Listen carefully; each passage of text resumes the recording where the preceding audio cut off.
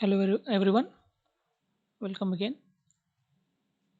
Till now we were discussing about what operating system is, where it is used, and now let us look into what this operating system can do and what operating system has to do.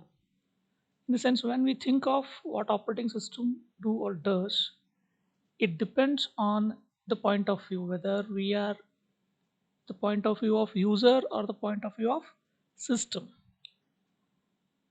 Let us look into user's point of view. From the user's point of view, computer varies according to the interface what the user is using. Most computer systems are being used by the users like PCs, where in that you'll have a monitor, keyboard, mouse, and the system unit to work. To do your work. Such system is designed for one user, and the goal is to maximize the work that the user is performing. Right, in this case, the operating system is designed mostly to increase the ease of use and good performance. And when we think of ease of use, how well I can use, how easily I can use, and I need to get a good performance. As a user, I hardly care about how the resources are being used. That is, in this view, user does not care much about the resource utilization, but he is interested in ease of use, how well I can use it, and how good the performance of the system is. But when it comes to shared systems, such as mini computers, mainframes, or large servers, wherein instead of ease of use or the performance for individual users, the operating system concentrates or look into towards resource allocators and control program making efficient use of hardware and managing execution of the user programs. What does it mean? See, here resources are being shared with multiple users, so we need to use the systems with optimum resource utilization. Right, the users share resources and many exchange information. The operating system in such cases is designed to maximize resource utilization to ensure that all the system resources such as CPU time, memory, input output are efficiently used, and that does not give preference to individual importance. Right, so this is where when we are using shared resources, and users of dedicated systems such as workstation have dedicated resources for them, but frequently use shared resources for from the servers and use for their respective works. These users have dedicated users at their disposal, right? And they have printers also, dedicated for them, and networking dedicated for such users, even file systems, print servers. So therefore their operating system is designed to compromise between individual usability and resource utilization.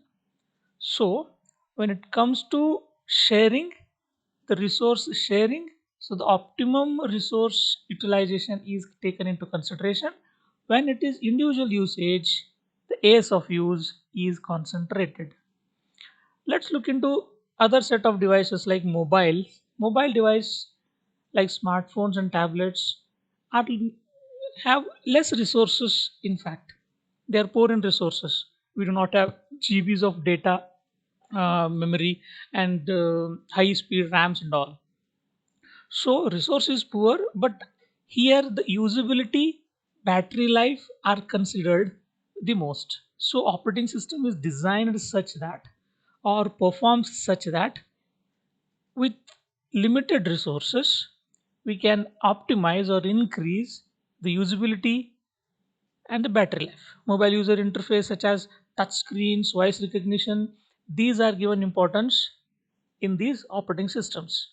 We have many such operating system, iOS, Android and all, where even though we have poor resources in terms of memory, in terms of processes, but the usability of this is being increased by the technology, right? So now some computers have little or no user interface. What does it mean? When I say interface, it might be monitor or it might be taking some orders through some mean. Here we do not have some interfaces. Such systems are known to be embedded systems, right? They run without anybody's intervention. They run without anybody's intervention. Nobody is giving inputs to them. They get the inputs from the sensors, they get the input from the climate, they get the input from the environment, and accordingly they are programmed and they'll react. This was from the user perspective. Now the operating system, how system views it, that is system's view of operating system. So when we think of systems views, as a system it has to allocate resources properly, control the programs which are running on it, and the kernel, which we always call it as the heart soul of the system, need to be properly managed. So what these are? When I say resource allocator, it is nothing but to allocate resources, whether it is the software or hardware of the computer system, and manage them efficiently. When I say efficiently, optimal usage, neither too much nor too less, optimum usage of the resources. Software might be operating systems, compilers, and all other things. Hardware might be all your CPU, memory, and other stuffs. And controlling the program. What do you mean by controlling the program? After program is written using any of the programming language or any of the interfaces, it has to be executed, it has to be run, and it has to be given some output in terms of value or in terms of some operation. So the control program, what it does, it looks into how the execution of the program goes on and what operations IO devices does and all other stuffs. Kernel, the program that executes forever. What does it mean? When we turn on the system, when we turn on the system, the first thing system does is it loads the kernel into the memory. What is this kernel? The core of the operating system, which keeps on running from start to shutdown, right?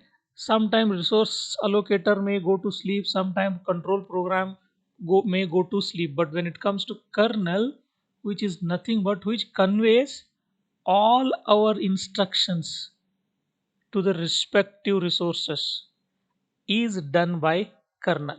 So as I said, when you start the system till end, it keeps on running.